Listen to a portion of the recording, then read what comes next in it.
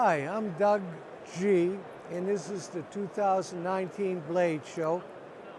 And this afternoon I got some large frames, i.e. big knives, antique knives, English and Italian switchblade knives, automatic knives, which I'll point out some interesting features on the knives relative to the age and some cosmetic features which stand out.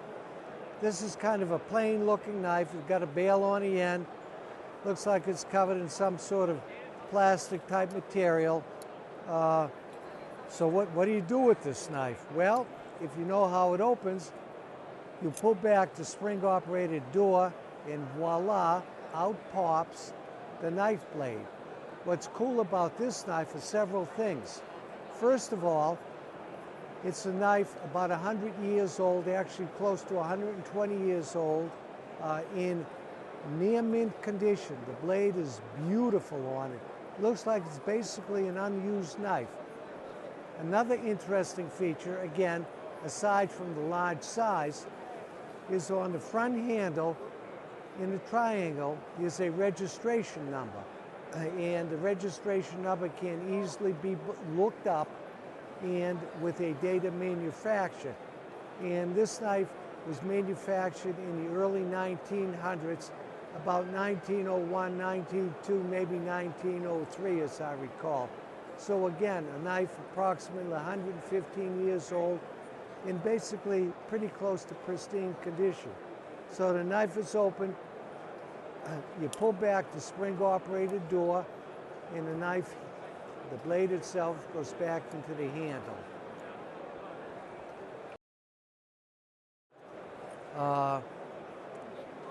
Is a knife that dates to the 1840-1850 time frame. It's a beautiful looking knife with stag handles, a little nickel silver button, nice guards on each end. And if you look at it carefully, there's nothing that stands out about the knife. It looks like a fixed blade knife. Well, there's a little sliding safety, very small, in the bottom of the handle that you use a thumb or fingernail to slide toward the bottom of the knife, which releases the lock on the button. So that what you can do is to press the button and out pops a knife, which is basically 2 times the blade length of the same knife in a closed position. Okay, this is called several things. Because the blade expands, it could be called a d'Estaing knife for Admiral d'Estaing, who presumably invented this style knife, an expandable blade knife, in the late 1700s. It can also, in terms of American vernacular with this specific knife, it can be called an automatic switchblade or automatic dirk knife because of its English character. Skinny blade, relatively thin body style.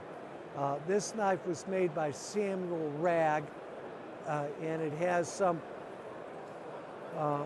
stamp on the front of the blade made for the American market or something like that.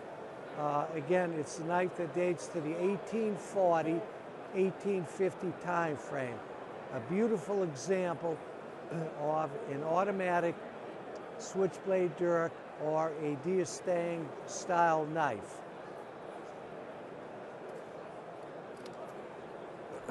Another knife that I'll show you is again an old knife. I would date this to the 1920 period. The origin of the knife is something I haven't been able to figure out very accurately at this point. It could be Italian, it could be French, it could be Spanish, it could be a combination of the influence of all of those styles from those countries. Well, what's cool about this knife is that it's a lever release knife and it has a folding guard on it. So when you release the blade, The guard unlocks into the open position and serves to protect the hand from sliding down onto the edge of the blade when you use it. It has a very fascinating dagger grind and dagger-shaped blade, sharpened on both ends. So this knife was intended as a fighting knife, in my opinion, as a knife for self-defense. You know, primarily because of the blade shape and the blade grind and the sharpening on both ends. The handles have some sort of hand-engraved ornamentation in a diamond checkered style configuration on the top end here, and on the bottom end of the back handle, engraved horn. The metal pieces of the knife, the bottom bolster, the top bolster, shows that the knife in the past was protected with a metal cover on it. Maybe silver, maybe nickel silver, you know, some material like that. Over the years, this is worn off so that there are only some small remnants of the former plating on the metal parts of the knife. But a large knife, a fighting knife, European, dating, I think, to the 1920 period. A very, very distinctive and a very different looking Mediterranean area knife. Another knife that I'll show you is what is kind of, in my terms anyhow, referred to as the granddaddy of Italian stilettos. This is an Italian-made knife, probably made in the 1860 to 1880 time frame, typical of a maker called Prioletta. The style, the size, the little ornamentation, hand-carved ornamentation in the black horn, all point toward that time frame and that maker. Again, it's an automatic knife. It has an exposed button and rocker arm on it. You press the button and out pops the blade. I mean, this is a serious knife. Serious in terms of, again, most likely a knife for self-defense, for protection, a fighting knife, an Italian fighting knife of the late 1800s. Given the time frame, and given that the handle material is horn, there are a lot of bug bites in the horn that have happened over the years by, I think the insect involved is called a carpet beetle. But they are attracted to horn and tortoise, and they eat the material, and they cause all of these holes in here. So the knife has those as detracting features. But on the other end, the age of the knife, the style of the knife, an early Italian stiletto style knife, makes this an attractive knife for many collectors in the area of antique, automatic or annual antique switchblade knives. And the last large size knife that I have to show is called a Catalano style knife, you know, kind of a curved horn. It is actually made from one-piece horn that was carved out in the middle. Here's the tip of the horn, buffalo horn, dark black horn. And it's an automatic knife. This lever on the back serves two purposes. First of which is by pulling back on it to open the knife, to expose this big blade.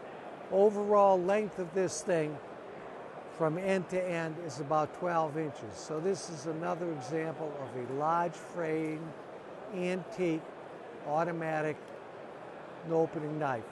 With this particular knife, the opening mechanism, the lever, is on the spine end of the knife as opposed to the common later made knives which have the lever on the top of the front end near the top bolster area. So to unlock this knife, you pull the lever again. Whoops, didn't cut myself, but I should have been more careful. And that locks the knife. This dates probably from the 1940s. There is some engraving on the front of the blade, which identifies it to the Veneer brothers in Maniago, Italy. The name Veneer is associated with the name Lepre, still a manufacturer of automatic knives in Italy.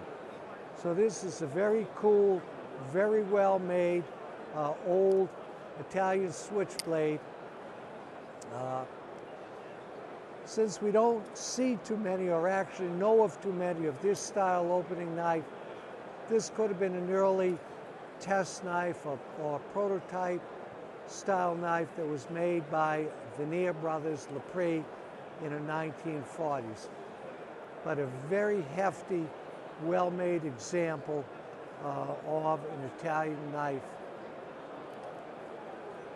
Those are the 5 knives that I wanted to show you, go over with you, explain to you, because they're really attractive, compelling knives in their own right, either in terms of age, in terms of their large size, or in terms of their style, or in terms of their origin of knives. You know, either Italian, which a lot of people are interested in collecting still this day, or English knives. So I hope you guys have enjoyed taking a look at these things and how they operate and a little bit of the history behind them. Thank you.